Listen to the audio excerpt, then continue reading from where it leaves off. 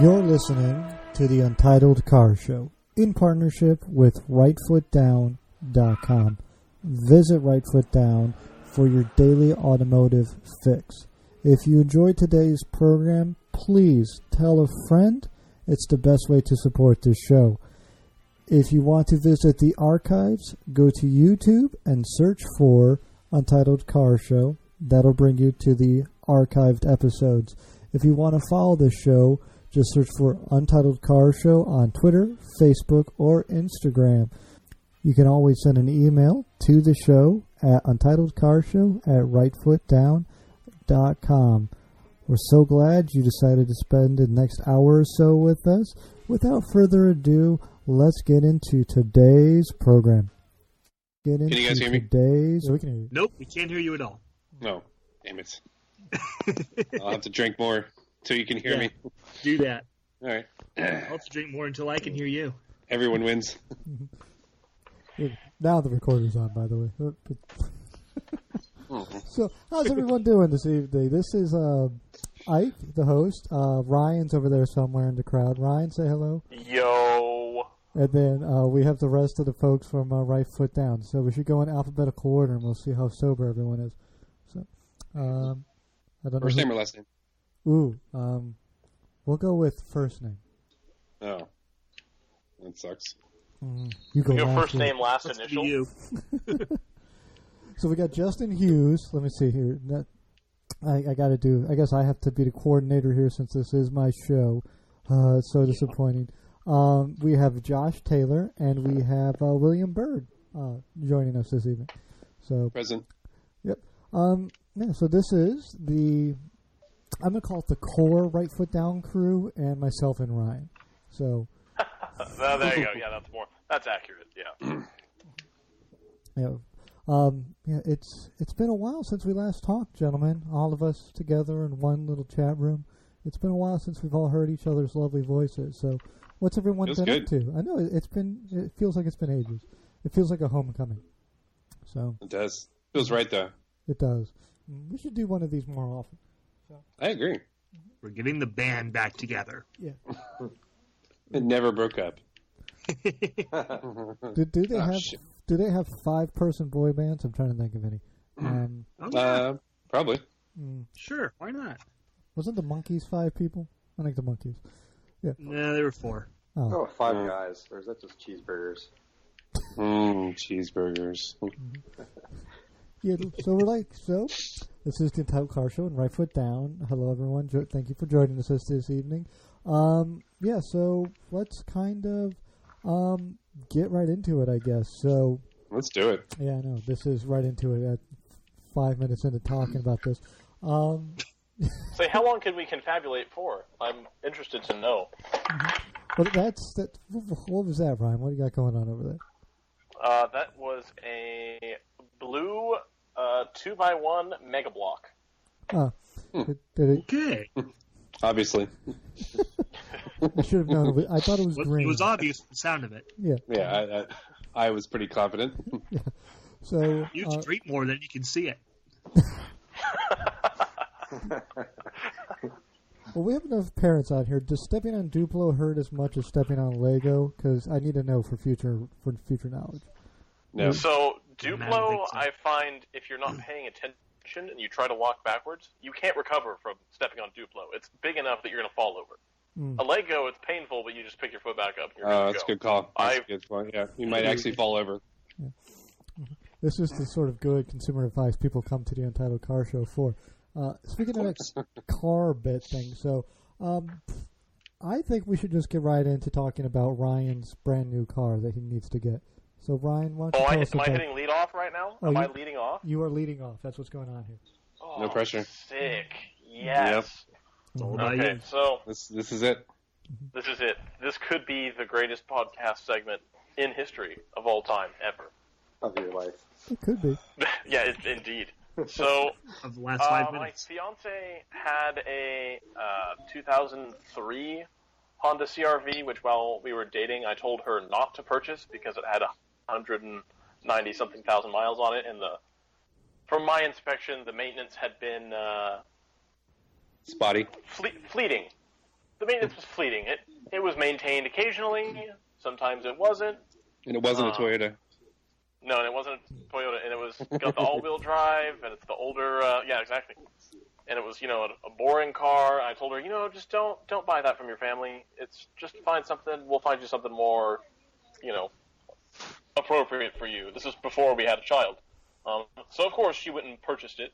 And in the last 2 to 3 months, I've had to make 3 major repairs, and one of them was making the decision to not replace the AC system, which would have cost me in the range of $3,000. Wow. For a car which Blue Book's around $2,500. Yeah. It's just it's a big, we were gonna replace the serpentine belt because it snapped, when the AC compressor seized. Well, there's your problem. Well, yeah, there you go. And I couldn't replace the serpentine belt because you've got to have 2 people, and you got to have the fender plastic guard thing up underneath. You got to have that off, and you're manipulating it with a screwdriver and all kinds of shit. It's impossible to work on. And now it doesn't start. There's an issue with the intake solenoid that kicks on the VTEC yo. So currently it gets 17 miles to the gallon in town because it just has the VTEC permanently on, which is neat. It's always awesome. Throttle response is amazing on that. But other than that, no, it just sucks ass. So I'm trying to get rid of that and get a new vehicle. So because of that VTEC always being on, do you suffer torque down low now?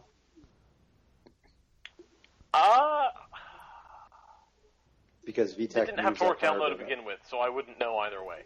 Yeah, I think that would be a selling point for the car. VTEC always engaged. Constant VTEC, yeah. So you would think that, but in California, if the check engine light is on for anything, which it is, that means your car won't pass smog and therefore can't really be sold. Oh, yeah, same here, Massachusetts. And isn't VTEC, isn't it actually operated by oil pressure? So are you sure it's on all the time? I believe it's operated by vacuum on this, but I'm not certain. It makes the same, at 6,000 RPM, it makes the sort of VTEC noise, usually, but it makes that noise all the time now. And it's throwing me the code for the variable exhaust, or the variable intake being messed up. And I'm burning extra fuel, so I'm assuming that's what it is. Makes sense. Mm-hmm. I don't know. We'll just go with that. So. Mm-hmm. Yep. So, I don't know. Is there a question in there somewhere? Yeah, so we slam it and then we sell it, right? Describe the situation, so I described it. I was waiting for Ike to give me a cue because we're professionals. Yeah. And that's what he does, right? Yeah, see, that's what I do is I lead and then I get distracted by random shit. So, because you have constant VTEC and you don't have a flat brim hat, we need to get you a new vehicle. Right. So, or a flat brim hat. That sounds cheaper. No, I have flat brim hats. I curve them. I give them just the slightest of curves. Just the slightest curve. No, see, it doesn't count. If there's any curvature at all, it doesn't count. It has to be you're right. It has to be you place a level on it, and you could play pool on it. So I even like the one corner turned upwards. I like that too. That looks way cool. Mm. And do they still have stickers on them too? That's the other question. Because if they still don't have the stickers on them, it doesn't count. On the bottom, yeah, that's true. Mm-hmm. So the sticker was on the top, and I did pay quite a lot of money for them because I purchased them at the baseball stadium. So I have moved the stickers from the top to the bottom. So only shorter people can see them. Right, only shorter people think I'm a douchebag. Exactly. So I don't wear it tilted up so everybody can see the sticker. I wear it like a normal hat. So I feel like it's not terrible, but okay. Again, consumer advice here. Yeah, I don't get hats. Yes, indeed. So, since this isn't the entitled hat you can buy one, if you walk outside the baseball stadium 100 yards, you can buy a knockoff hat that looks exactly the same for $10. And it's no, I plunked down, I'm not going to say how much money I spent on the damn hat. I want everybody to know I have a real one, so that's where I'm at on that. Okay. Hey, speaking of wearables, we want to get into, I'll just segue into that, RFD tees. Yeah, we could do that. Oh, yeah. Yeah. Okay, there we go. All right. I mean, Big if you need a pretty cool shirt to go with your awesome flat hat, or your permanent VTEC Honda. Yep. We should do we could do a shirt about that. We should. We could. That'd be awesome. It's beige too. I think it'd look really good on a shirt. You can do the shirt in beige and then just have the outline. Well, you sketch up the design and we'll push it through. Sketch. I can't sketch anything. That's not going to happen. We need some artists. I'm better off paying some high school kid to do it at this point, and then I'll have to pay him. No. Just don't tell him. Yeah. Right. Just don't tell him. Just draw this for me, please, and we'll move on. And that's the end of your relationship. Yeah. So I guess now it's premeditated. Now there's record of having talked about it. So only if they hear it. What are the chances? How many listeners do we have? A couple thousand. It's fine. It's probably unlikely. It's only 14,000 Twitter followers. It's the same thing, right? Yeah. It's on the internet. It must be true. Yeah, exactly. So we're officially announcing the RFD T-shirt line. Is that what we're saying? I think that's what we're doing. I think so. I'm okay with that. Yep. RFD has shirts. Buy them. Yeah, there will be shirts. And if you'd like to design shirts, we will give you a cut of the profits of said shirts. Mm-hmm. So to get the shirts, if you're interested in getting them, you have to go. Who's watching sports, by the way? I don't know. I'm going to guess Josh. I'm sorry. I guess you guys can hear that. I'm gonna just turn it down. Yeah, there's whistles. I keep hearing there's whistles. Football season's over. Or is it soccer? Or I'm cricket? playing Forza with the sound down, so I'm respectful of the show. Well, how can you hear your shift point? I have it on easy, so I'm just waiting. It doesn't matter. Oh, okay. All right. Are you sure the refs aren't blowing the whistles on us? That's possible. Also possible, yeah. Hey. Just the universe has decided that. So you go to trackmonkeyapparel.com. They have all sorts of wonderful T-shirts. They have looks like watches. They even have hats. Where I don't know if you could get them with flat brims or not, though. So and then they have decals and stuff. But you want to go get the right foot down T-shirt for sure once that becomes available. Do we have an ETA on when that will be available? Hopefully this week. Yeah. Yeah, and it's not just a RFDT. There is an assortment of different designs that I think the enthusiasts of all types will like. So definitely want to check. You want to give a teaser of the first shirt? I forget which was the first shirt. Oh, come on! Is that the one that says RFD on it? It's Is not. that the first one? I mean, that would be too obvious. It's like a monkey fucking a football. So the first shirt is. You guys broke me. He's having a good time. He just doesn't know what he's doing. No, the first shirt will be overnight parts from Japan, and we'll have about that. A pretty obvious reference there. Like if you're a fan of globes and maybe planes, then exactly obscure might Fast like and it. Furious quotes. Yeah. That's right. Yeah. Little mainstream Fast and Furious quotes. Yeah. I wouldn't say obscure. Oh, Yeah, I was gonna say that's one of the bigger ones. Yeah. Ike, you're already talking down the T-shirts that we're trying to sell. Oh, Jesus. That's what I do. What? This is professionalism. People are like, no, I got to prove him wrong. We're going to buy all the T-shirts. See, that's how that works. Next week it will be the Untitled Car Show, independent, no longer affiliated with Right Foot Down. Well, I've been waiting for that moment to come for a long time. Let's see how long this thing lasts. So, I'm just sort of waiting for the day that I get a message from Will. Yeah, so we removed you from the Skype chat. You're not really writing. I hope that's okay.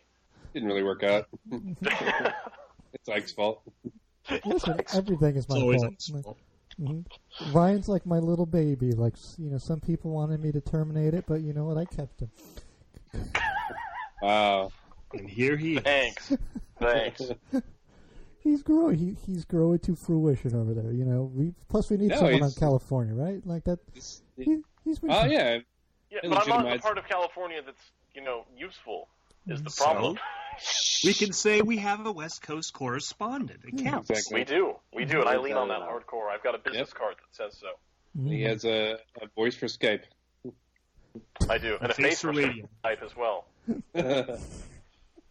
So go get trackmonkeyapparel.com and go get all the wonderful T-shirts. And then shit. on the flip side of that, we'll get back to what we were talking about a little bit ago. So what should Ryan get to replace the VTEC CRV? Nobody say Miata. I'm not Doug DeMuro. I'm not Doug DeMuro, so it's not like, you guys can suggest whatever you want. Just make sure it's, under $75,000. That way I can, flip it later. Like, I do not have that much money. I'm looking for, like, the $9,000 to $12,000 range. Hashtag Ryan car. Ryan car. Yeah, exactly. You can choose the next Ryan car. And I'll be getting a letter from lawyers shortly. So what about requirements? Years, miles? So I'm looking for, it needs to last me through my fiance finishing grad school, which is like 4 more years. Like 4 years. But I want it to last longer than that, and ideally it should outlast my Camry. Someone just take a Come on. So far we've only had Mr. Regular take a crap on the show, so this would be another new one. So, that is the sort of thing Mr. Regular would do. Tonight on the Untitled Car Show, somebody takes a piss. The fact that no one's copping to it too makes me very suspicious. I'm in the basement, not me.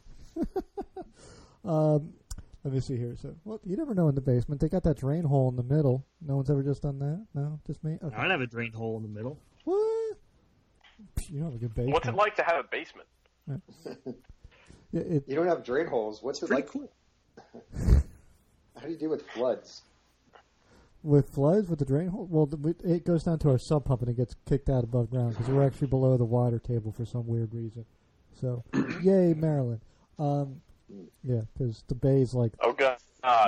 Where'd he go? Or is it just me? Where'd who go? Oh, no! Oh. What? Are we back? We're back. Are we not back? We're back. Yeah, we're back. We're not back. Were we gone? No, I don't know what Ryan's talking about. I can hear everyone fine. Oh. I can hear you. I think I dropped off, but I had to go pee. Oh, so it was you. Oh, so it was you. So it was you. Okay. Yeah. I didn't think I was the host. No, we were confused because we heard you starting and we didn't hear you finishing. So, Did you wash up? Yeah, we didn't hear a sink. What's going on? Oh, did you hear the flush? No, we did not hear the flush. Nope. Oh, good. Okay. We heard you going though, so that's gonna be recorded for posterity. Tinkle. Yeah, so this is the professionalism people have come to love and respect from the Entitled Car Show. I'm just a little shocked that Right Foot Down. You guys are normally more professional in this. It's all the alcohol, right? That's what's getting y'all going this evening. Well, that's what's coming out the other end for sure. Oh, that's true. So what do we need to get Ryan? I say Toyota Avalon, personally. Awful. You like the Avalon, if I remember right.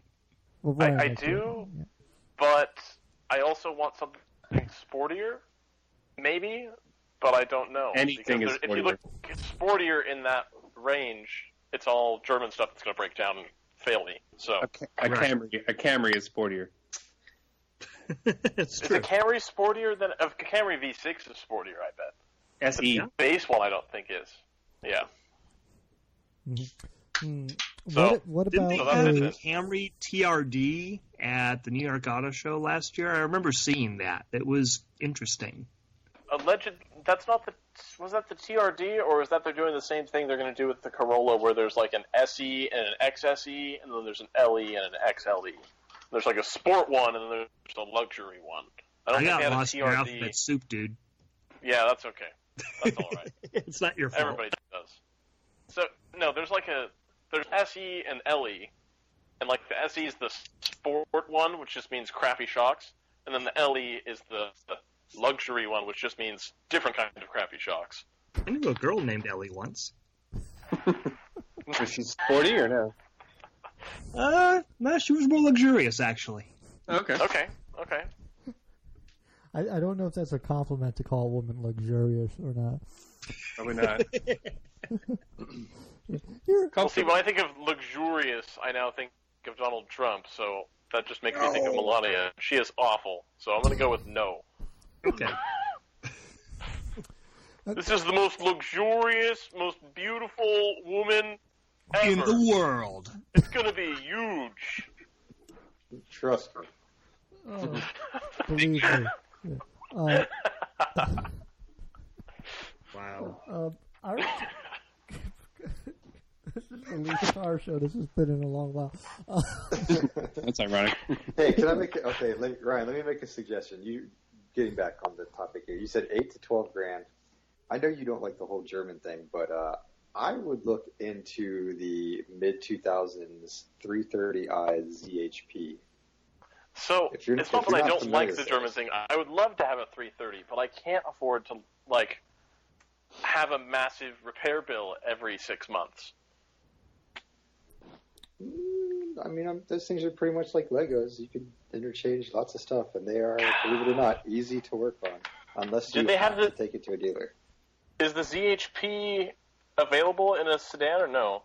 Yes, a buddy of mine had an awesome black on like this caramel cinnamon something color. It was a really classy small 3 Series sedan, 6-speed manual. I think it's 240 horsepower or something. It gets near 30 miles per gallon on the highway, low 20s around town. It was and it's not silent. It's not dead silent like a lot of the 3 Series, like a 325 or 328. You cruise around town, it's dead silent. You can't hear anything. Nah, you get on the throttle, you got some induction noise. There's not much of an exhaust note, but it is a fantastic car to drive. And it is reliable. You don't have it's every bit as reliable engine-wise as any of the other 3 Series. And those inline sixes have. How long has BMW been making those? It's not like it's a new engine that they're working out the kinks. It's a reliable piece of machinery, in my opinion. The only thing that it lacks for a serious performance car is like a limited stuff. It has good everything else to be perfectly capable of doing anything. Swap an M3 diff in your set. Unfortunately, it's not quite that easy. But isn't the M3 wider, and that's what makes putting the diff in hard? I think it's the entire rear subframe, if I'm not mistaken. Never mind. Yeah. Yeah. Yeah, so there's very few components shared. But for a daily driver, it probably doesn't matter. Yeah, exactly. Right, no, exactly. But see, my worry would be finding one that hasn't been abused to hell. Because if you're an old lady who bought one, you didn't seek out the ZHP one. No, you're not. But even if you do have one, I wouldn't be too concerned about ownership or miles as long as the car has some sort of a maintenance history on them. Because in my opinion, I mean, I know it's probably not the popular opinion, but I've had 9 BMWs. Every single one of them has had well over 100,000 miles, and I've had very few issues with them, especially the E36 and E46. I mean, I've had no issues with my E92. That's the opposite of what you hear from a lot of people. But yeah, but I also think a lot of people have like the base model 325s, where I think the majority of the people that have a majority of the issues with BMWs are not the 3 Series. I think they're more the 5 Series, the 7 Series, and those non-M vehicles. The 3 Series is maybe it just had really good luck. I think it's a pretty solid car. Yeah, I mean, the 3 Series does have some known issues like, the plastic radiator. But that's stuff, early 90s. Plastic impellers, the grenade, but those could be fixed. That's also early 90s stuff. You don't. Yep. I think they went to all metal impellers. They got rid of the plastic end tanks. And even if you do have a radiator bust, a replacement radiator is like $200 to $300, and you can do it in like and I can do a radiator in 45 minutes. It's just the You don't have to take it to a shop for something like that. Right. Even if you want to get all that sorted anyway, just for precaution and replace the water pump. It's on the front of the engine. It's very simple to do. I mean, you could knock off all of that stuff in like an hour and a half with 10 tools. So, I don't know. That's my suggestion on something. And because it's a ZHP, it's not just your normal run-of-the-mill 325, 328, 330. It's going to hold value better than those other cars as well. So let's say you can get one for 8 to 12? I guess you can, because you can get a 325 for like 6 now. Yes. Yeah. My buddy sold his clean 110,000 miles ZHP as a 06. I think he ended up trading it into the dealer. He bought a new S4, but I think he ended up trading it for like 7.5. Okay. So they're out there, and you can get. His was a sedan, but I'm pretty sure they make the ZHP in a coupe as well. But it doesn't sound like that's what you want. See, the coupe is not the biz with the whole car seat rear-facing situation. Well, here's where I argue that. I had an E46 M3 when I had my daughter. She's 3 years old now, but the E46 has a fairly large rear seat for what it is. The coupe and the sedan are almost identical sizes, with the exception of having a smaller front door to make a larger rear door, or a rear door at all. The dimensions and all that are pretty similar. So you're not. I don't. The biggest. And actually, here's another counter argument: a rear-facing child seat, slipping it into a coupe, specifically the E46, I find is easier than getting it into my 2015 WRX. And here's the reason. With the E46, the way that the front seats fold forward, they don't just like fold forward like a regular car where they kind of flip. They flip forward and they kind of raise up a little bit. So you have a large entrance to fit an adult in the back seat of those things fairly easily. It's one of the few cars I've ever seen that has seats that fold this way.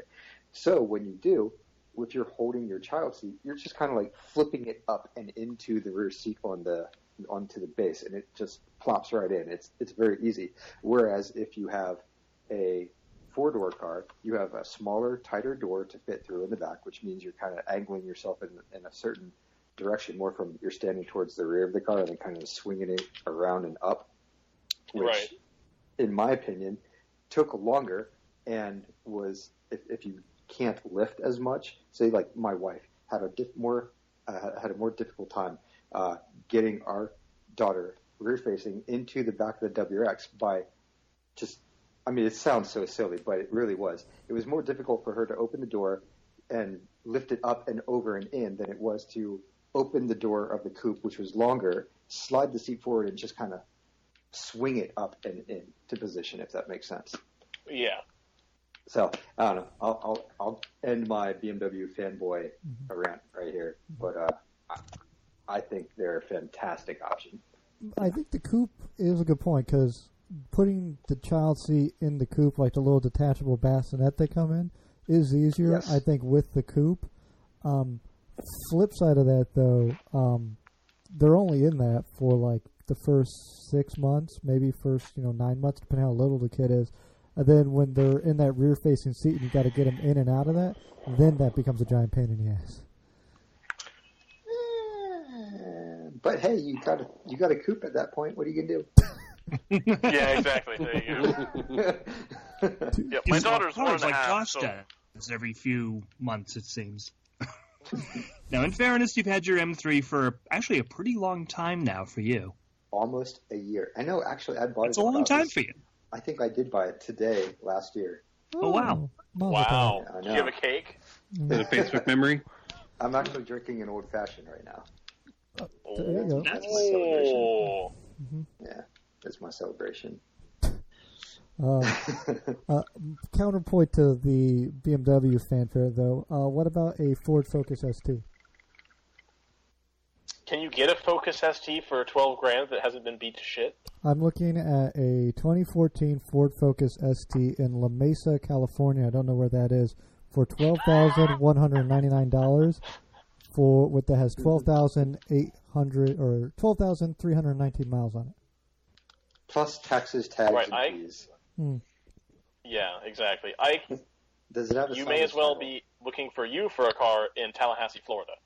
Well, I was trying to pull up California. I don't know where to... But here's I feel you, but California's sizable. It's a big state. Since when all states are the same size? Not like, come on now. Not like our dinky little East Coast states. California's huge. Yeah, exactly. Ike, why did you could walk from one side of the state to the other out here. Focus is bigger. Is the Focus bigger than the backseat of the 46? They're probably because that's really where I'm looking. Ideally, I'd like very similar. Similar, okay. Ooh, well, I just came up with a good idea. I wonder how much you can get one of these for. Talk amongst yourselves. I'm going to go ahead and pull up a thing. Okay. Let me see here, because it's hard to talk amongst ourselves when you're being so damn loud. Yeah, that's what I do. I said talk amongst yourselves. Why aren't you not his talking? job. Yeah, That's what I do. I drink and I know things. What about a Volvo C30? That's a coupe. C30 is too small. It's too way too small. It was only a matter of time until Volvos came up. Yeah. Way too Do yourself small. a favor. Don't do that. Yeah. What about all right, here we go. How about an Acura TL? Yes. Mm. Yes. So I was looking at the TL, and right before we were on the phone call, I was actually looking at the TSX Sport Wagon. Yes, as well. Which looks really good, but they didn't make very many. Yeah, they're hard to find. You don't see many of those. I think you can get those with the 6-speed manuals too. We used to autocross with a guy, Pedro, that had a TL that it surprised me every time how many cars he beat with that car, with his 6-speed manual TL with two or three people in the car when he was running, and he would still beat a bunch of other cars. It was a quick little car. I was thinking the TSX Touring, but yeah, the TL too. TL's a little bigger. It's for your Avalon dreams. Right. No, I've looked at TLs off and on, and you either get the first gen one that's got a ton of miles on it, or the second gen that's got kind of a new face on it that are really hard to find down in the 12 to 10 range because they don't have enough miles on them because they're too new. Oh, really? Okay. And the first gen wasn't bad. The second gen, I think they really figured it out, and that was the one that I was pretty impressed with. It's a pretty quick car. Yeah. My roommate has one of those. It's a TL Type S, blue with the red interior, and he's got a full exhaust on it. It sounds great, but it's been stolen like 3 times. Oh, see, that's... Yeah. I guess that's I live in the problem with Hondas, huh? Right. I mean, your insurance is more as well. See, okay, so I was looking at TLs. Okay, so I'm headed in the right direction there, enthusiast-wise. There's somebody on another podcast that has an Infiniti M45. Yes, that's a sleeper right there. With the that's a very interesting car. Yeah, agreed. Okay. Rear-wheel drive, right? Styling. Yeah, his is rear-wheel drive. Yeah. Yeah. Yep. I think they. Do you know if Dave's is a manual or not? His is an automatic. Okay. Mm-hmm. You can't find them with a manual in the States, I'm pretty sure. Oh, okay. But I think you could probably get the V6, which is still, even in that big of a car, I think that 3.5 liter is probably enough, right? Was that still a 3.5 or a 3.7? Oh, it might be a 3.7. I don't know. I thought it was a 3.5. Aren't they the same block? They're similar, I believe. Yeah. I don't know exactly. Hey, there's a commercial on for the Mazda Miata RF. Ooh. That's what you need. It's on ESPN of all things.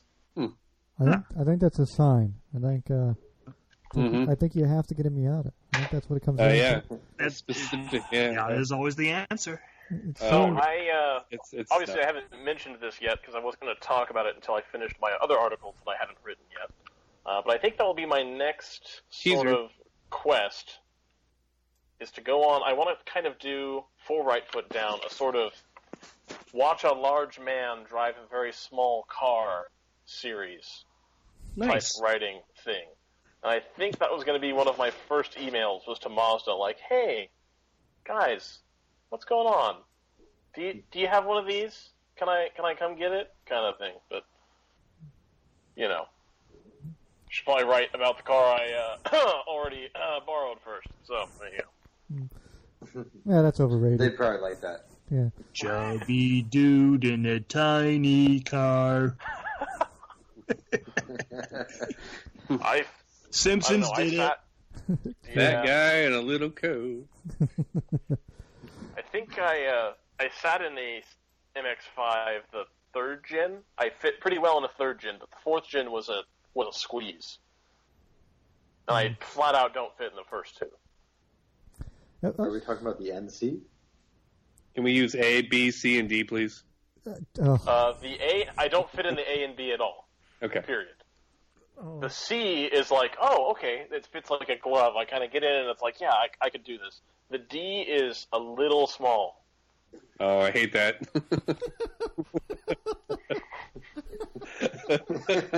Thank you. Thank you. Good night. Yep. That was good. Yep. About halfway through saying it, I was like, "Yep, all right. Yep. Well, that'll all right." Finish it, own it. Hey, you got to.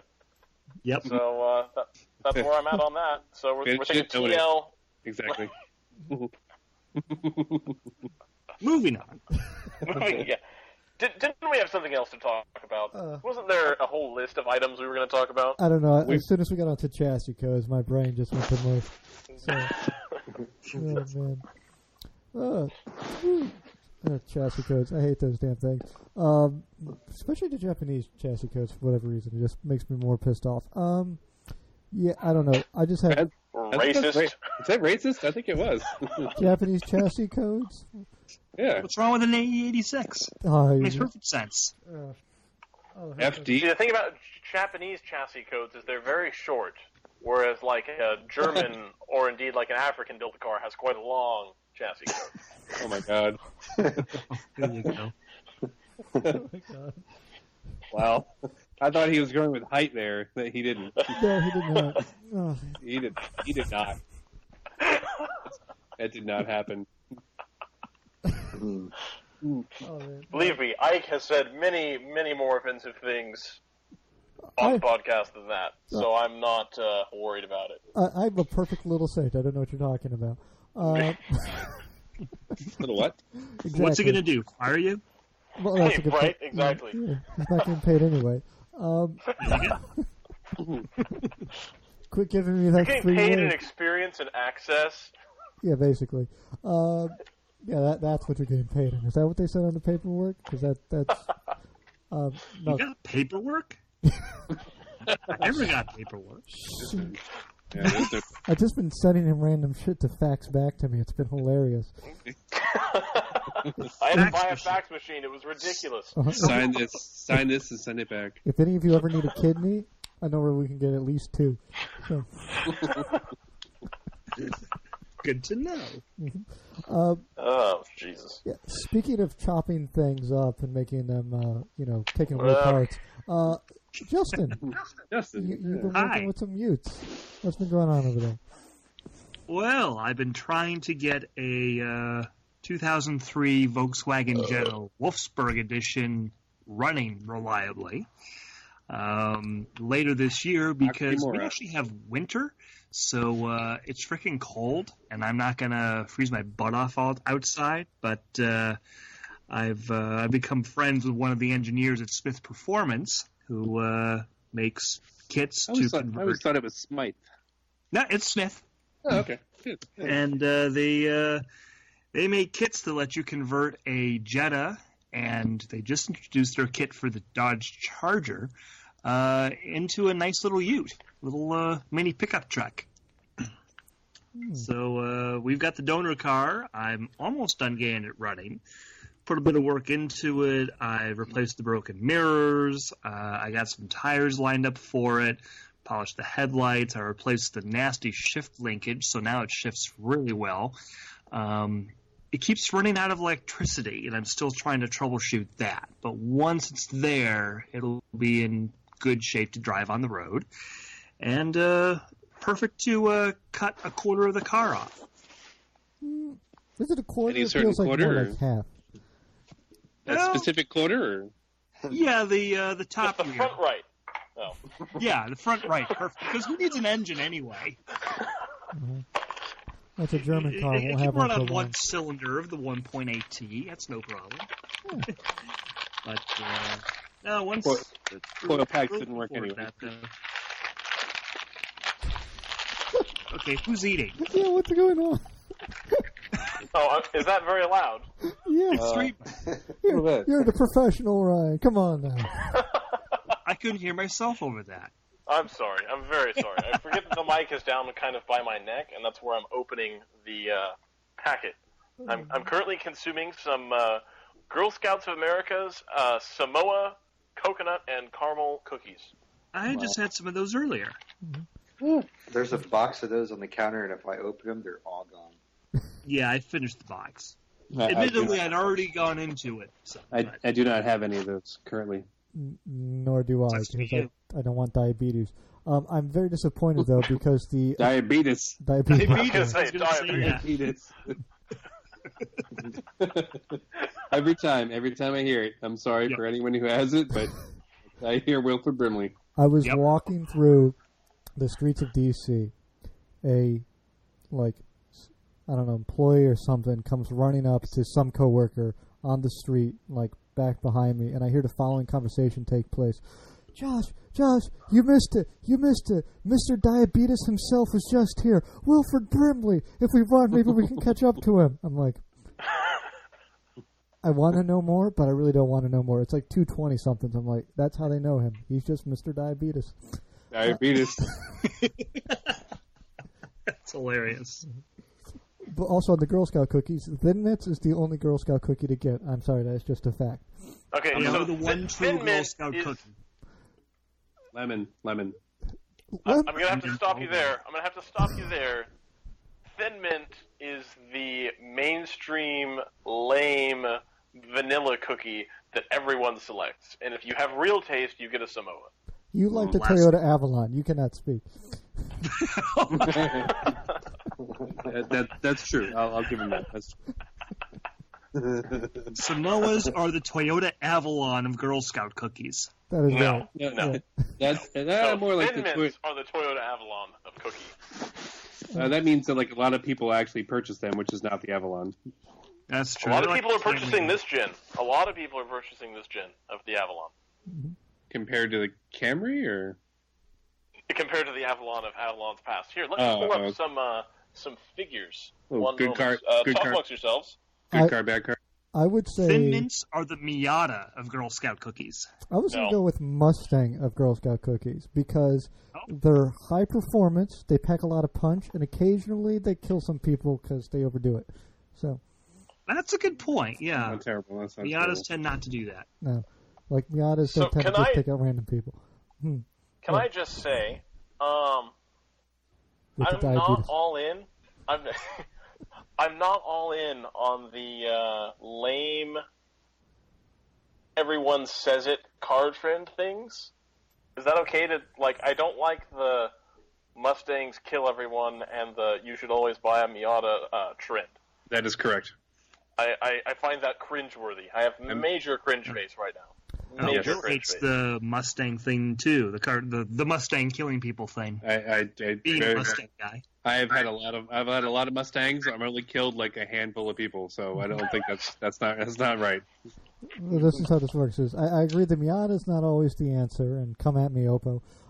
But I do say the Mustang being at Cars and Coffee. Every time I've seen a Mustang at Cars and Coffee, there has been tires on curbs.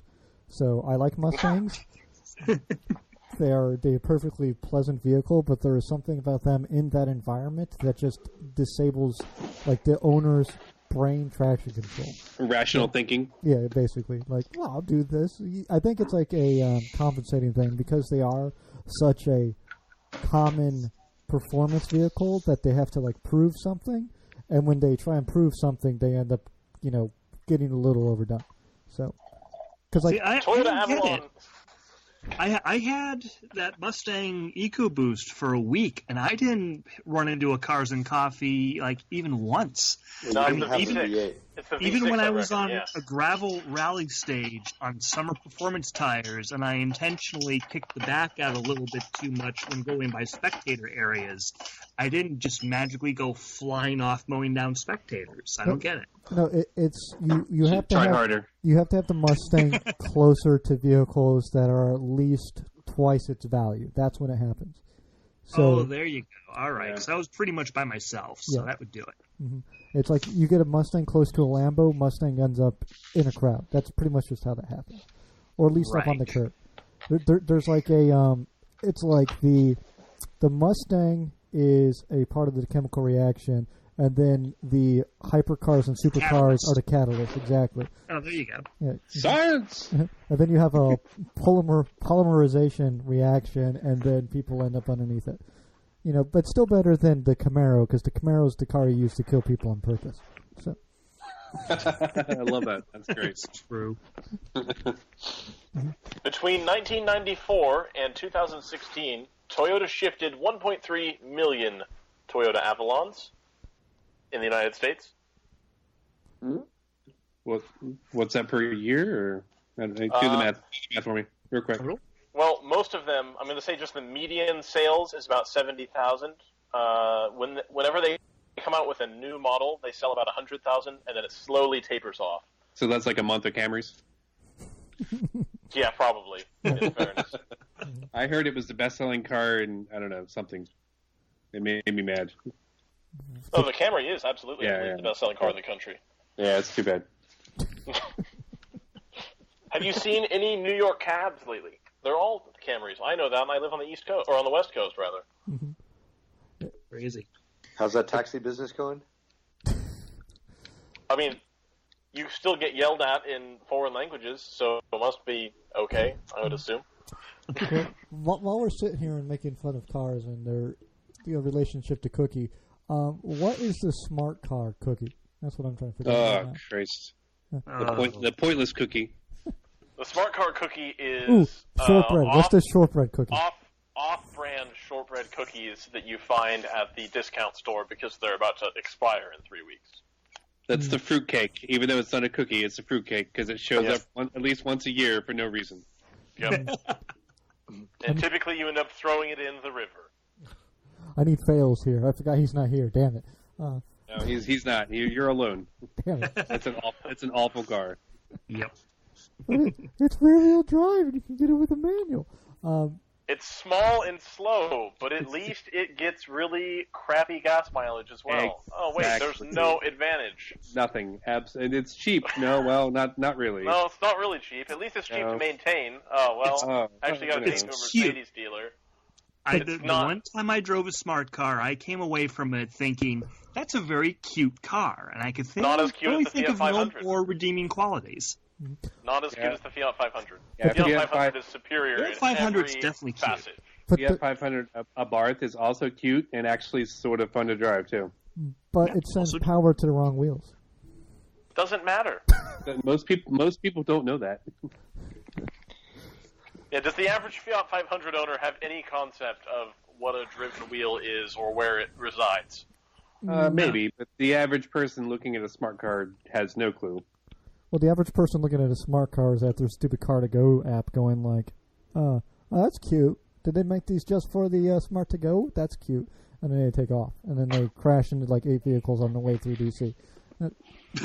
Or they think the circus is in town. True. That too. It's a nice car, okay? I don't know why I like it, but I have to, between that... don't know. Between that and the Mirage, and me kind of liking the Mirage, I think there might be something wrong with me. Wait, so if we're pretty sure of that. They're owned by Mercedes, right? So if we start saying nice things about smart cars, are they going to invite us to the launch of the new AMG GT? That was the plan. Don't give it away. Huh? Oh, okay. He said the loud part quiet and the quiet part loud. Let me just say they moved me to a bigger house. I mean, wait, what? I don't get it. You know what quote I'm telling. Hans Moleman presents man getting hit by football. No, just me? You did the Simpsons quote. You got to finish off the rest of the episode. Come on now. No. I get the Simpsons. I just don't get the smart. No. I think that's just me. I think there's some between me and Fails though. There's something wrong with us. Yes. You're saying probably there's something the same between you and Fails. Mm-hmm. Should we alert both of your wives? That's what I heard. You heard it first, right here on the Untitled Car Show. Just don't send us to that special camp to deprogram us of this. It's not worth it. Hey, let's not talk about Fails, though. He's having a really shitty time. Yeah. That's true. No. He's sick. Yeah. No laughs on that? That's okay. That's all right. That'll remain a joke for me. Okay. Over my head. I don't know what's going on. I don't pay attention to the Skype chat half the time. Someone's dryer just finished. That's what it sounded like. Let me see what else. It might be mine. Not mine. It's broken. Oh. What happened to your dryer? What did you put? Oh, what did you the do? front fell off. Is it a Samsung by any chance? No, it's a Whirlpool. God, I got Samsungs. What do you know? I knew there was when they had the recall on the batteries and the cell phone. They quietly put out a recall also our dryers might catch fire, but it's Yeah, No big deal. fantastic. Yeah. Although to make it even weirder, I think it was the washers would catch fire just to make it but they're full of water. Oh, nice. Yeah. Oh, got it. I got both of them. You're screwed. In stereo. Is it a gas or an electric dryer by chance? Yep. Electric. Mm-hmm. Oh, okay, that's on. See, it's going to be a little bit less spectacular then. So Yeah. when it does go up. Well, less kaboomy and Where's more. the kaboom? Yeah. So, back car show. Getting back track. Cars? This is awful. This is wretched. Can we... This is the untitled anything except car show. Did you guys hear about that movie called Constipation? No. Nope. It hasn't come out yet. Zing. Reached a new low. Oh, man. I got so many dad jokes I could say right now, but I'm holding back. If this is your first untitled car show, it gets better. Yeah, it does. Really? Yeah. It does. Most of them are pretty good, actually. Ike's gonna just delete this one at the end of the call. No. This is all Justin gold. has to listen to him. Yeah, that's true. Justin is he's got the Stockholm syndrome. He's just oh, they're good. I swear. Click. Yeah, you should listen to it. He's Have Mr. fun Bill, writing Well, or- not this one. Well, I also have to write all the stuff for him. So It's like a whole. It's like a. Thank God you do that. It's like Thank one you, big Justin. paragraph. It's really time consuming. Yeah. Well, you got to listen to the whole show, and you got to pick out. That's tough. That's true. Yeah, and then you got to pick out the interesting bits and the important bits and the stupid bits, and then write something that kind of puts all that together in a vaguely coherent manner. Okay, that's Stuff. pretty, See, you can That's tell impressive. when Justin writes it. If you just watch the feed, you can tell when Justin's busy that day because Ike has gone ahead and done it for himself, and it's usually quite hilarious. It's true.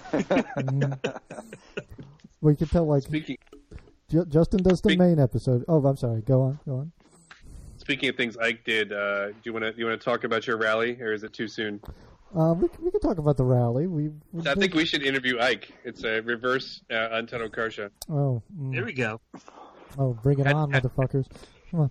How did it make you feel? I would say. Wait. Well, for those who don't know, why don't we say what he did? What a rally? What's a rally? Well, That's right. The people. If you're somehow Only held down in Berlin in 1938. Yeah. God, Ryan. Didn't end up the same way. So if somehow you got to this point in the episode or in the series without knowing that I did the 24 Hours of Lemons road rally, go back and listen to the 2 episodes I did on it. But basically, start in Moscow, PA, trying to make our way down to Birmingham, Alabama, via Buffalo, New York, Pittsburgh, PA, Ashburn, North Carolina, Memphis, Tennessee, Paris, Tennessee, to somewhere in Alabama. I already forgot it. Needless to say, didn't make it all the way. So I took my Volvo 740 to 91 with my good friend Nick. So we had some fun. We had some ups and we had some downs. So Mostly downs. Yeah, mostly I think downs. let's focus on the downs. How many of those checkpoints did you make it? Let's talk about the checkpoints. Let's go positive for a moment. What did you see? So out of the 2 days, there was a grand total of 16 checkpoints, I think, between the 2 days, and I saw 4 of those, all on the second day. So And 2 days. How many days were there supposed to be? 4. Oh, okay. Yeah. That says a lot, doesn't it? 2,000 miles worth of rally if you did it straight across, and we made it 1,007 miles before we broke down completely and utterly. That's for those who can't do the math. That's more than half. Just a little bit. But you start throwing in all the checkpoints and everything, and it's a little bit over 3,000. So maybe not so great. Oh, that's a little over. Someone opened something. What is it? Oh, they closed it. They're at the cabinet, taking a piss, and murdering the body. Yeah, I don't. Taking a piss in the cabinet? I hope not. Wow, that's terrible. I don't know. All right, back to our topic. So it's been a little while. How do you feel about the whole thing? Would you do it again? Yes, in a heartbeat. With the same car. But not in a Volvo. No. So, for those of you who are following along, the Volvo. I would like to do it at some point. Maybe not in that car. The Volvo needed $2.50 worth of parts to get it fixed, but because I was in West Virginia, those parts were not available. So it would require a bit of an engine teardown to get those parts fixed and put into it. So, as of today, I have a motor, a VG33E motor from a Nissan Frontier or Expedition. I'm not too sure on that.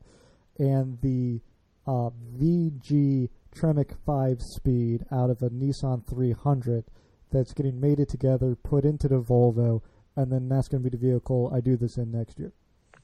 So. Interesting. I've heard of the Mustang 5.0 swaps. Paul Newman had one of those, but not the Nissan swap. Lesser known. Well, here's why. Because I got the motor for $100 and the transmission was $80. So that's fair. Yeah. Do it. Yeah. Fellow Lemons person gave me the motor. He's the crazy Russian. The Tremec was just me going on Craigslist. So. What do you expect to fail next year? I expect my welds to fail next year. I was going to say the motor mounts. Yeah, 100%. I expect those to go, like, first thing. So that's the plan. Yeah, you can just bring a bunch of ratchet straps, and you can use those to hold the motor in place when the motor mounts break. Mm-hmm. Well, so the theory is you can't get parts for a Volvo in the middle of nowhere, but you can get parts for a Nissan because you can overnight them from Japan. Exactly. You could. Yeah. Especially if you're wearing the correct shirt. Mm-hmm. Even from the middle of nowhere? Because now where we broke down in West Virginia too is we broke down 2 miles from an exit in Burnsville. You can read about that in the article. The next exit following that, which was 5 more miles, was apparently a slightly nicer town. And then between there and Asheville, apparently was about a 200-mile stretch of no towns whatsoever. So if we would have broken down further than we did, there's a good chance that I would basically have had to slept in the back of the Volvo, and I don't know how we would have gotten back to D.C. So that would have been fun. It's a pretty good chance you'd be dead by now. Yeah. Or been, eaten by bears. Mm-hmm. No, I'm not concerned about the bears. I'm concerned about the hillbillies in fucking West Virginia. That too. Yeah. So that was... How's your audience in that state? West Virginia, surprisingly None good. now. That's some nice things about them. Yeah. Well, like the way Podomatic gives me like information on who listens is more done by city than it is by state. So when you look at the country, there's no big city in West Virginia, so it just basically discounts all of West Virginia. So I assume some people in Pittsburgh, basically not. Yeah.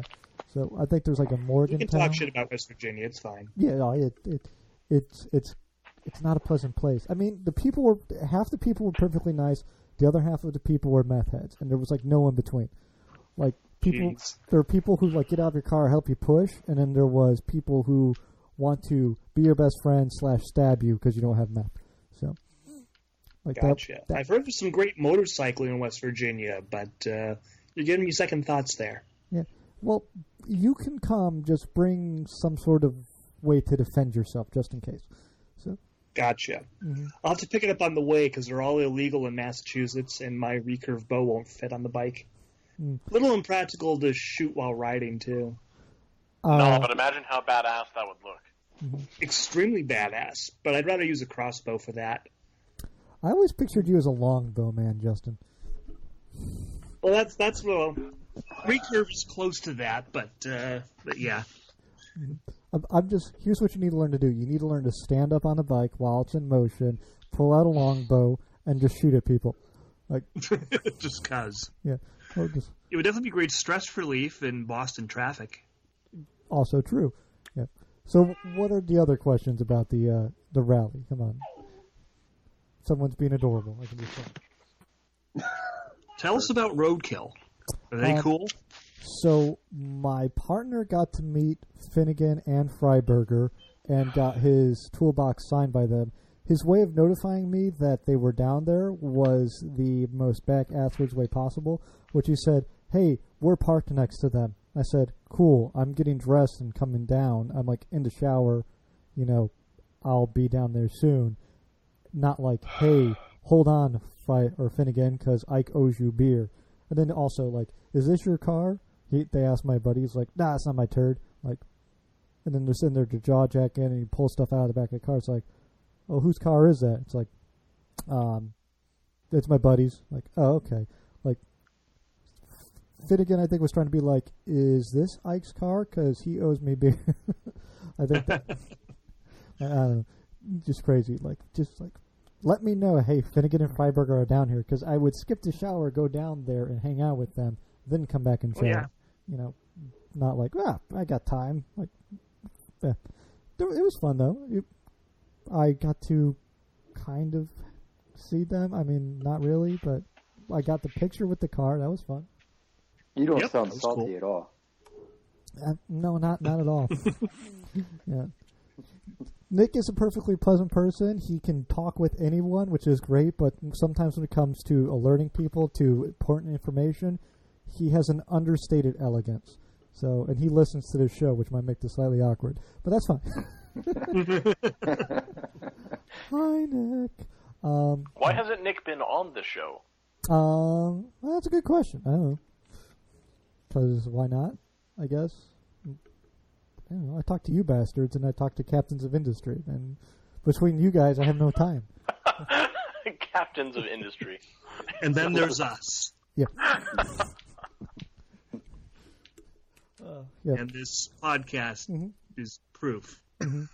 Well, I mean, do you all, since we're sitting here and we're talking about the rally, we got a year basically to plan now for the next East Coast rally.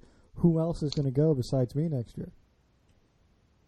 I think I invited I wouldn't mind taking I wouldn't mind taking the Jetta Ute down there once it's done. Mm-hmm. That'd be pretty fun. Yeah, that would be. I mean, it's. I think what I learned. I mean, next year. I think what I learned is. Yeah, go on. I'm sorry. Can we all go and mount some more seats in the back of the Ute? Like like a Subaru Brat. Yeah. Yes. We can make our own canopy top for it or something. I like the idea that we're taking out seats to put in a bed to put seats in the bed. That's ridiculous. I love it. Yeah, no, it's... I could save the back seat belts. I mean, why not just save the whole back bench seat and just put it in back and just face it out the rear? Yeah. What a concept. Mm-hmm. And then you're going to have the first Wolfsburg Jetta Ute Brat. So that'd be interesting. What does the Wolfsburg edition that'd be get appropriate. Yeah. What is the Wolfsburg edition? What does that do? Adds to the repair badges. Yeah. It's kind of the middling trim level. It's not all the cushy leather and top end. That's the GLI, but does have heated seats. They're cloth, but they're still heated. What else? It's got the nice 3-spoke steering wheel. It's a little more of a driver's car, but not as all out as the GLI, which is definitely the enthusiast choice. Those weren't all used diesels, to be. were they? Say what? The GLIs weren't all diesels, were they? Oh no, you're thinking the TDIs. The GLIs usually had either the 1.8T or the VR6. I just wanted to make a lying joke. GLI lies diesel. Anyway, yeah. Yeah, it would have been nice, huh? I think there would be Carry a on. TD lie. Yeah, anyway. Too. No, so I think what I learned from my experience is a lot of the vehicles that ran in the rally were old bodies on new chassis. So, like, I think in the picture you saw that old International Harvester van thing I posted. That was sitting on a Ford F-150 chassis. There was a Volkswagen Beetle on a Miata chassis. There was a couple cars running on Crown Vic chassis. It was that makes sense. Yeah, you're taking a lot of old crap and putting it on new chassis, which is what seems to be the case. And if you're running something like I was, where you're just going with something that should be reliable, but you're not too sure, a lot of the people had tow vehicles and they had assistants coming along with them along the way. So I think what I learned for the upcoming year is you got to have. The first thing I forgot to do is, since I was leaving in the butt crack of dawn, I forgot to grab the title with me, because my initial plan was going to be wherever we break down, just sell it. Just scrap it, use that money for a rental car, and just keep going. But that was not to be. So I think next year, if other right foot down guys come with us, we got to have a support person who's willing to drive with us. And when someone breaks down, just take us to the scrapyard so we can sell the piece of crap, and then just keep moving. So, I volunteer whoever just grunted. That's what I'm going with. Because it's the entry level is for the per vehicle. So you could have a crew of, you could have a vehicle entering in a race, and you can have a chase car, and that's 4 people in theory, but that's only costing you 1 entry fee. So, is there a limit of drivers per team? No, there's not. So we could pack 4 people in a car and split it all up if we wanted to. Yes. Mm-hmm. And what's the spirit? Does your of the Volvo rules? have those rear-facing seats in the way back? It does. Can we get 7 people in your car? Yes, we can. We can get our money's worth. That sounds awesome. Yes. We won't be able to bring any equipment, but that's okay. We don't need it. We can't bring equipment because it's got the cargo basket up top. Oh, perfect. Mm-hmm. So what was the spirit of rules here for this rally? Like what's? It basically boils down to, it's super challenging because it does put a lot of the cars through a lot of shit they shouldn't be put through. So going up the mountains and all that stuff. It's basically you pick your challenge level. So unknowingly, I picked a fairly high challenge level, but a lot of guys were bringing old stuff on new chassis, and that was giving them a fairly easy go of it with just, the challenge of the chassis or the body of the old vehicle. So there's no real cheating. There's no real, because you really can't cheat. You really can't. Yeah, there's no $500 limit like the 24 hours of lemons. So what's stopping you from just buying a rental car with the extra insurance and having that? But nothing. The only difference is, so the point total, the older the car is and the crappier the car is, and the more disheveled the driver and the car look, the more points you get. So, like in the rally, no one on this coast brought anything fairly new, but on the West Coast there was a guy in a new Infinity something, but he was able to make up a lot of points by being able to hit every checkpoint every day. Whereas a lot of the other people with the crappier older cars were breaking down and not able to hit checkpoints. So you kind of balance out how many checkpoints can you get before the deadline at the end of the day versus the points of the vehicle in the beginning. Because you can score like 500 points in the beginning, which is about equal to the amount of points total going from the beginning to the end with all the checkpoints. But that also means that if you have 500 points at the beginning, you're probably breaking down every other day, or every other hour almost. So it's just kind of like you pick your challenge level. So if you want to bring a new BMW into the race, you get some points for German. So I don't know. What was the penalty for bringing a press loader? Negative 1,000 points. Oh, so it's really not feasible then to do that. Well, you could do it. You're just not going to win, and there's no prize at the end. It's just fun. So. Yep. Yeah, it's negative 1,000 points for a press loaner. And then the way it works out with a lot of the other stuff is basically just older and crappier and diesel get you more points. So don't know. I really want to do it next year. I really want to get together as many people that I know to do it, because part of the fun for me was convoying, but a lot of people didn't have the CB radio up and running a lot. Like, they were on the wrong channel, even though we all agreed to do channel 2. So the more people you get, like, everyone be on channel 2, and then, like, half the people are like, I've been running on channel 1 all day. Like, you dipshit.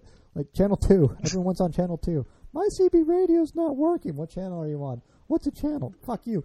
It was it was irritating. So, as a ham radio operator, I'm just laughing my ass off right now. But anyway, yeah. So, I don't know. I would like to get together like a few people. Like, at least, I think I would like to have myself and a couple of people in that car, maybe another car of people I know, and then maybe a chase vehicle, just for whenever one of those other 2 cars break down. So, I don't know. Our luck, the chase vehicle will break down. I'm in. Yeah. There's got to be extra points for towing your chase vehicle to the finish, though. Well, like when we broke down style points in the first time, when we had to wait 4 hours to get the distributor and get the thing back together, we scored, I think, 75 points off of that for a heroic fix. So the more you fix, the more points you get. So if you're towing the car that you should have to fix stuff, that should be worth something at least. So how are the organizers monitoring all this? They're monitoring via Facebook, so you have to post everything on Facebook. So they actually had a couple of guys from Roadkill magazine, because 10 Entertainment owns the media rights to the Roadkill stuff, so, or to the Lemon stuff. So they had a couple of the Roadkill crew monitoring the race as the car they were in with Jay Lamb was going from the start line, beelining to the finish line, just kind of monitoring points, giving out points and all that. So, you know, you kind of get it in spurts where you can see, like, here's the team, here's the logo, and here's how we're going to do this. So, wait, did you say that 10 owns all the media rights to all of the Lemons-related stuff? They own the broadcast rights. So if you wanted to live broadcast anything from Lemons, yeah. So, yeah, it's weird. Oh, I need to send an email real quick then. It's not like the way it was kind of explained to me, and when I talked to someone connected to the event, who I will not name just so I don't get myself and him into trouble, it's they have the ability to broadcast everything. They have the ability to clamp down on the media aspect if they want. But the way it works in both their favors is if more information gets out about this, because 10 kind of got in on an early level so that they can maybe when Lemons starts taking off big time, they can come in and be like, well, we're going to broadcast these races at, like, you know, on a record and then put them up on a later date on a channel like Velocity or something. So, I don't know. That's kind of the way it was explained to me. Does that make sense? Yeah. I feel like I've been doing an awful lot of talking on a show with everyone else who's on it, you know. Exactly. Yep. It's more organized that way, in fairness. This is going much smoother than the beginning of the show. That's for sure. But see, smooth's not fun. I mean, everyone loves chunky peanut butter. No one likes smooth, right? That's how that is. I prefer smooth peanut butter, to be honest. Yeah, me too. It's sort of like, I don't like pulp of my orange juice. Pinko commie bastards. Did you say honey? The honey peanut butter? In fairness, I don't like chunky peanut butter either. I like chunky peanut butter. I'm sorry. Yeah, all right, what's your favorite Girl Scout cookie then, Justin? Thin Mint. Oh, okay, so we're going to... All right, we got that good. All right. 50%. They are the one true Girl Scout cookie. They are the chosen one. They are the chosen cookie. Absolutely. Yeah. Well, so, I feel like any more questions about the lemon stuff, the rally? Anyone want to poke more fun at me? I'm good. I'm good. Bring it on. Well, we always want to poke fun at you, Ike. Yeah, it's true. It's what I'm good at being poked fun at. So, any other topics we need to talk about here? I know we're kind of a little getting close to midnight for most of us, and Ryan, it's like, what, 8 in the afternoon there? Something like that. Yeah. Especially for me, on account of I work nights usually, so I'm going to be up for another 6 or 7 hours anyway. To be in the afternoon, really? What, 8 in the afternoon? It's 8 in the afternoon, and then it's 9 at night. That's how I delineate that. That is the... Okay, you say so. You're talking to the guy who doesn't get up until like 10 o'clock most days. So, okay, that's true. Yeah. Mm-hmm. Yeah, see, Ryan's going to be up for another 6 hours. I'm going to be up for another 3 hours, and the rest of you are already asleep. I can already hear someone snoring. So, what? Since we're here and we're talking about Right Foot Down, we got to tell everyone to visit Right Foot Down, and we have to tell everyone to visit trackmonkeyapparel.com. I don't know. Let's kind of go down here. So, Josh, what is the favorite thing you've written on Right Foot Down recently? Favorite thing I've written recently. It's your E92 guide that you haven't published. Exactly. Well, it's exactly what I was going to say. Yeah, this E92 guide that I've been working on and off on for seemingly months now. So the idea is that we want to try to get this tuner guide segment going. And some other site's going to come up and just get it done before we do. But basically take it from somebody who has extensive knowledge of whatever chassis it is and be able to talk about the car from an enthusiast and tuner standpoint, from the tires to the other nitty details of this thing. Like, why would you want this car? Or what to look for, what needs improving, what's really good from the get-go. Basically everything a tuner or an performance enthusiast might want to know about whatever model it is. So I'm working on one for the E92 M3, and we want to have one for all the cars, the S2000s, the GT86s, the Miatas of all generations, so that anybody can just come here and say, oh yeah, I'm looking at this car, and we have a guide right there that shows them everything that they're really going to need to know about the engine, the suspension, the transmission, everything about that car, all in one spot. So that's what I've been working on. And we're once we get this template up, I think it'll be easier to knock out more of these. We just need to get more people involved with different models. Get that built up. Yeah, I was kind of excited about writing articles about my old NSX, but those have all fallen on the wayside. Ooh, how much does like a high mileage NSX go for? Can Ryan get one of those? I was going to say, Ryan should get one. Yeah. No, you'd probably spend 25 to 30 on a automatic NSX of an early year, like 91, 92. If you find one that has under 100,000 miles on it, you're probably going to pay 35 to 40. A bit rich for what is a two-seater car in that instance. So yeah, I'm gonna have to pass on the NSX. Yeah. We'll just get 2 NSXs. Then you got 4 seats. Fantastic. That's brilliant right there. NSXy. NSXi. Justin, how about you? What's your favorite thing you've written recently? Recently, well, due to my personal experience of rapid depreciation on my Subaru BRZ, for anyone who doesn't know, I just traded it in on a 2015 WRX, the second one of these to be in the RFD fleet. Josh had one for about 3 minutes a couple of years ago. But anyway, I know, right? Yeah. But favorite thing I've written lately is I started going down the rabbit hole of, I bought it new for this much in 2014, and I traded it in for this much in 2017. And what are these things worth? What can you buy an early Toyobaru for these days?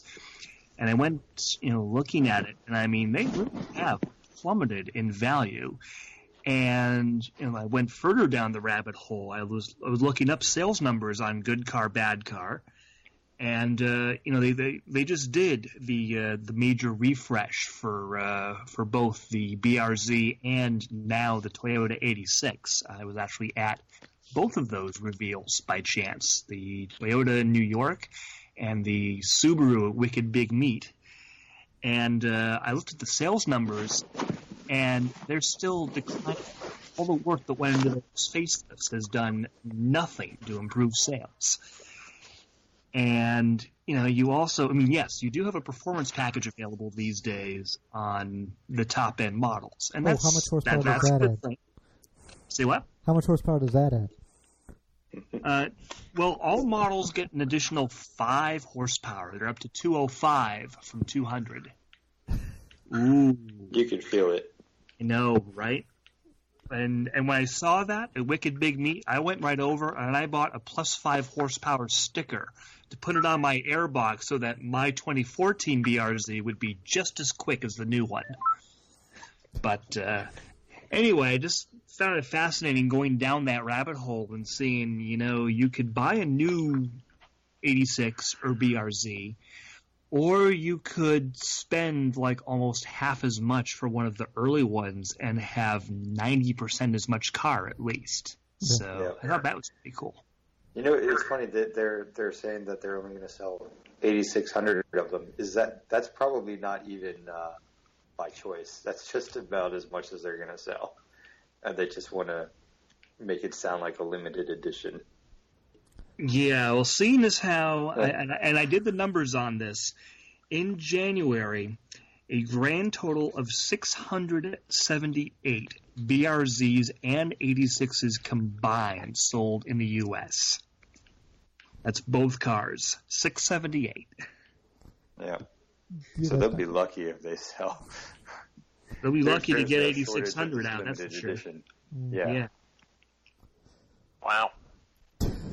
Yeah. I think last year they sold 7,000 total, if I'm not mistaken. But Scion, so they were dying, so maybe that had something to do with it. Who else? Yeah, but they rolled that right into the Toyota 86, though. I mean, even on Good Car, Bad Car, they when they stopped selling the FRS, they roll the numbers straight into the Toyota 86 on the same page, because it is basically the same car. It's the exact same car. Just different bag. Well, they took the opportunity to do the facelift at the same time they rebadged it. Mm-hmm. Ooh. And add 5 horsepower. Should Ryan just get a BRZ or an FRS? Maybe he should get one of them. I don't know if my massive Britax car seat will fit in the back and still allow me to move the seat into a comfortable driving position. No. Probably not. Absolutely not. Yeah. See, there Trust me on that. Okay. The back seat, when I had mine, I'm 6 feet tall, and when I had my seat, set up for me to drive the car, there was exactly 1 inch of space between the back seat and the back of the driver's seat. That and the fact that, when I got the BRZ, I was living a single life and everything. Now I'm married and have a house, and she's got her 2 kids. And I think she'd get mad if I cut their legs off to fit in the back seat of my car, and it would get blood all over the upholstery. That was part of the reasoning for switching to the bigger car, the WRX I have now. You do that outside the car, obviously. Exactly, yeah. Yeah. Or you cauterize the wound, and then you put them in the car. Or you get WeatherTech, one of the two. That's true, too. Yeah. Made in America. That's right. It's weirdly built down the road from where I grew up. Yeah, but his son is a petulant child, so... The WeatherTech guy? Yeah. Or Justin? I'm confused. No, the WeatherTech guy's son, Cooper McNeil, is a race car driver in IMSA, and he is a whiny brat. Well, he's a race car driver. They all are. So. No. It's bad. More than normal. Bad. It's really strange. Well, yeah, I guess if your dad is the guy who's has plastic in everyone's car, ironically, maybe he should have worn a rubber. Anyway, yeah. See, oh gosh. It's late, and this isn't the amateur. I got up at 8 o'clock this morning because my daughter woke me up. I'm not used to that. So strange. Like, I got up and it was like there was a 0 and then a digit. It was so fucked up. That was like the middle of the night for you, dude. It was. It was like 3 hours earlier than I was intending on being up. It was like, what is going on here? Will, how about you? What have you written recently that you're proudest of? This is where I thought I should. I'm listening to everyone and thinking, like, I need to prepare. I need to think of what I'm going to say. And I didn't. So, generally, I think I write articles based around what I'm actually shopping for, and I just pretend that I'm making content around that. So I shop for cars, and they're like, hey, guys, look at all these cars that you could buy at these prices, because these are just the cars that I've been looking at buying. Well, I would assume that, much like Patrick George, because you're the editor-in-chief, it's hard to find time to write content nowadays, because you're very, very busy. Very busy, very busy. Yeah. And editing and fixing things and, editing. Yeah. Yeah, exactly. In fairness, I did send over 2 articles within the month, which has to be just like, fuck this grammatical mess. So there were a few times that I thought maybe you were doing like voice to text, and like your phone just kind of said, this is sort of what I assume this means, and there's like three or four words in a row that I was like, I'm not sure exactly what he meant, but I'm just gonna make something up. I assume he'll read this at some point. Are we not supposed to do voice to text? I'm confused. I know you can. It's just, maybe proofread occasionally. That's what you're for, isn't that what the editor's for? If it's any consolation, Will, I feel your pain. When I was editor of the local BMW Club newsletter, there was one guy who I will not name. He was the autocross chair at the time, and he would send over the monthly autocross report. And I'd pretty much have to read the words that he sent me, and then I would write my own article saying basically the same thing coherently and publish it under his name. Yeah. And he was okay with that, and it worked. Yeah. It's like writing with Ike. Yep. Pretty much. 100%. No, not as bad, believe me. No, I basically took the adjectives from his, description of how he felt about Le Mans Rally or Lemons Rally, and basically said, I filled in all the other words. Thrown out. Could you get Ike a Mad Libs paper? Maybe. Oh, that would be fantastic. A couple different templates. So, he's going to give me the adjectives. I'm going to give everyone else the nouns, pronouns, verbs, like grammar, whatever, everything else. Yep. I don't know what the other terminology is. Quotation marks. That's neither here nor there. I try to focus on whatever pops up. I'm doing some new car reviews, and where candidly we're at the point where we get whatever new cars they give us. So if it's a Toyota Tundra, that's going to be the thing I'm going to review. So and it actually really wasn't that bad. Compared to the Tacoma, it was pretty fantastic. Yeah, you didn't like the Tacoma, but most people do. Really didn't like the Tacoma. That's an unpopular perspective. It was incredibly unpopular, and YouTube in particular hated me. How did they feel about your Never review read the this month? comments. I think it was most people agreed with me that this one was terrible. It's not true. It's not. Or they were not even looking for a review of the smart car, so they didn't have any real opinion. Also true. Yeah, not a bunch of people looking to review. Not a lot, no. Should I buy the smart car? Let me pull up a review. No, you just take that shot of Jaeger and go straight to the smart car dealership. Exactly. You just punch yourself in the penis and keep going. Yeah. No, I mean, the Tacoma was not small enough to be compact, and it wasn't big enough to be usable. It really wasn't that small. So it was the size of my neighbor's Tundra, which was like a generation or two older. And it was not big enough to actually put things in, so it was sort of in that between, I don't know. For me, it really wasn't usable. It's, I don't know, Model Blitz absolutely nuts as of late. I don't know. Do we have anything else? Because I just pulled up the time, and I know most of us are on the East Coast, so I don't want to keep us up all too late. I know. Too late. I'm heading. I have to pee again, so I'm sorry. That's the warning. Yeah. Make sure you mute the phone this time. It's supposed to be a record for the most pisses taken during one of your podcasts. I wish it was. Speaking of records,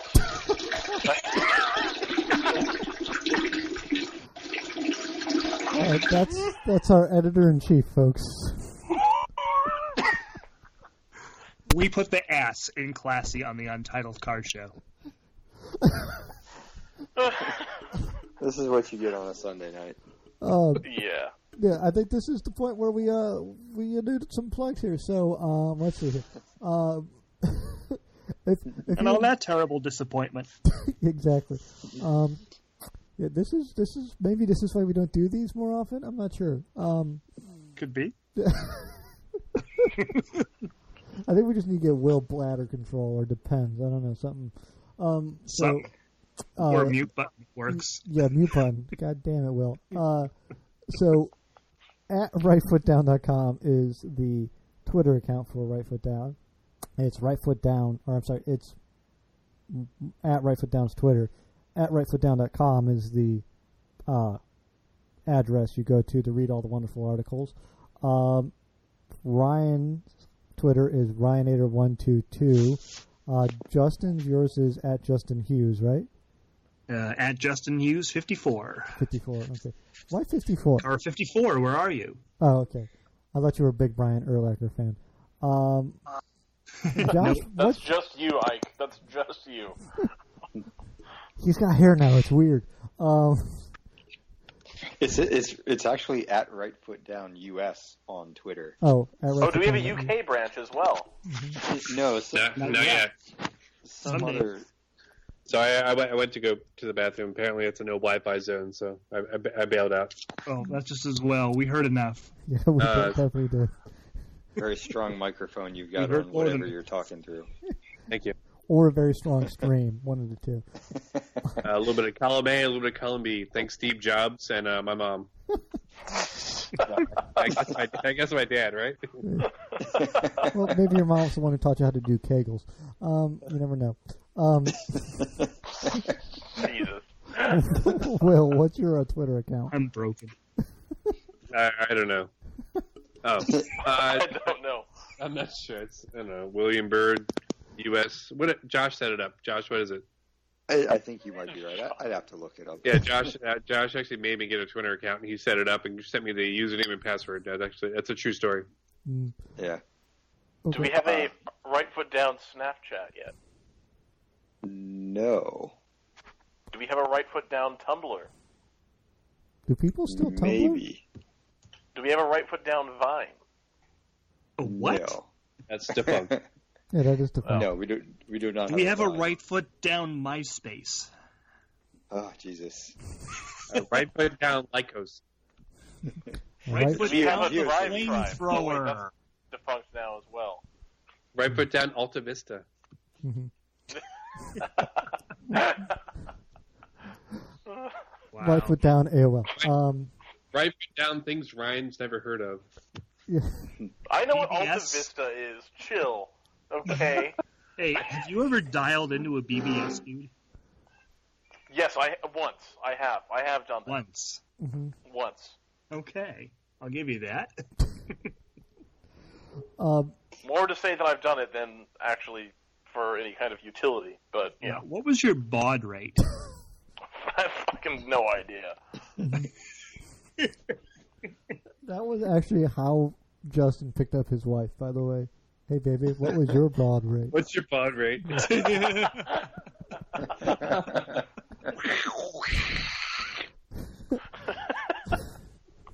No, actually, it was our mutual interest in the Society for Creative Anachronism, which is just as nerdy.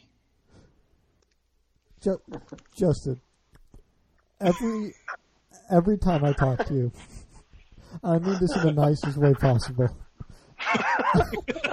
Here we go. Every time I talk to you, I go, there's no way I'm going to walk away from this conversation thinking that he's more of a nerd than when I initially got into the conversation. every Dude, time I have am the white surprised. nerdy hoodie. I wear it proudly. You have a what hoodie?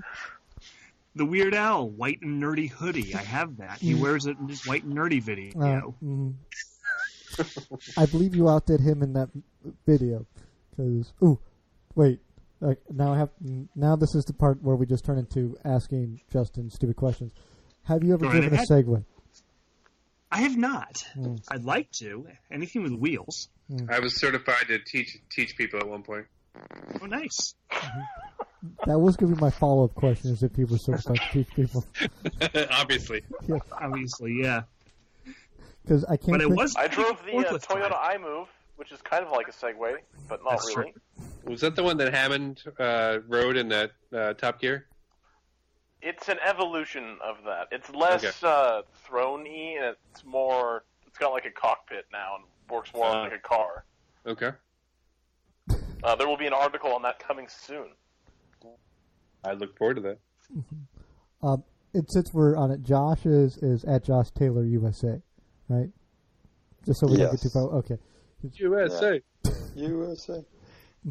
I'm confused as to who else would. Is there Josh Taylor UK? Let's see here. Josh Taylor. I'm sure there may be. Josh Taylor for you. Yeah, there I is. think with some dumb number after it, like 83 or 12. 54. Yeah. 54. I've been running car number 54 for many, many years. So that's where that came from. There's only one number that matters, and that's the 3. What? For St. Dale. Dale. Yeah. Dale. Who's your driver? I'm sorry, I'm from the north. I don't understand this. So. Lots of planets have a north. The further south you go, the more 88 hats and 3s you see. Yeah. This is true. I'm from Maryland. I'm not really sure how I'm supposed to feel. It's still south of the Mason-Dixon line, so I think that's still... Yeah, you can get shot there. Oh, my God. Where did we go off the rails again? Was it the Segway conversation? I mean... or was it... we went off on a Segway, and it was all about there. Well before By that. wearing a McLaren Mercedes hat with Lewis Hamilton's name on the back, I was referred to as a homosexual. Hey, don't insult my gay friends. Even in California? I live in the very, very red part of California. He lives in Northern California, which is like the southern states. So, Gotcha. Yeah. More or less. I live in real Northern California. So I'm just going to put this out here again for everybody. San Francisco, Sacramento is not Northern California. It's not. Well, we're not going to go down that line of no, don't engage him. No one. It's too late for this. Exactly. I've tried to close this out, and then I got sucked in by Justin's nerdiness again. So. So you're blaming me? So it's all my fault again. It's always my fault. You bring up baud rates, and it's like I have to ask follow-ups. You know. Of course you do. Yeah. You know the obvious stuff. It's like,